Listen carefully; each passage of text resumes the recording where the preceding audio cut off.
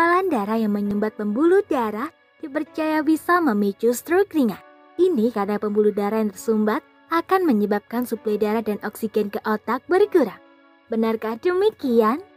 Stroke ringan merupakan istilah umum untuk TIA atau Transient Ischemic Attack. Mati rasa pada satu sisi tubuh, bicara tidak jelas, bahkan penurunan kesadaran bisa terjadi saat seseorang mengalami stroke ringan. Namun pada stroke ringan, gejala tersebut akan berlangsung sementara dan tidak menetap. Benarkah gumpalan darah picu stroke ringan? Anggapan bahwa gumpalan darah bisa picu stroke ringan memang benar adanya. Penyebab terjadinya stroke ringan sama dengan stroke iskemik, yaitu sumbatan pada pembuluh darah otak.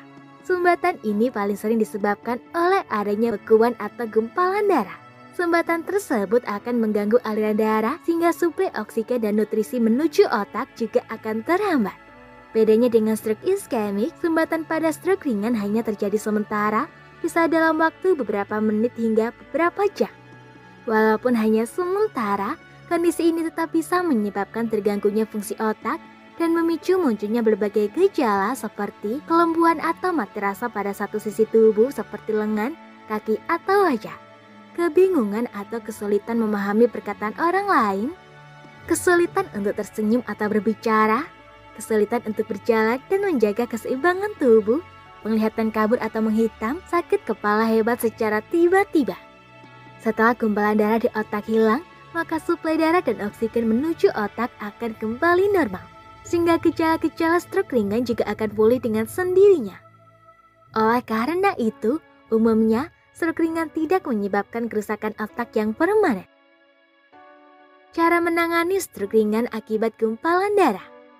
Karena gejalanya berlangsung dalam waktu singkat, banyak orang yang menganggap remeh kondisi ini. Padahal pada kebanyakan kasus, stroke ringan merupakan penanda akan munculnya serangan stroke lanjutan.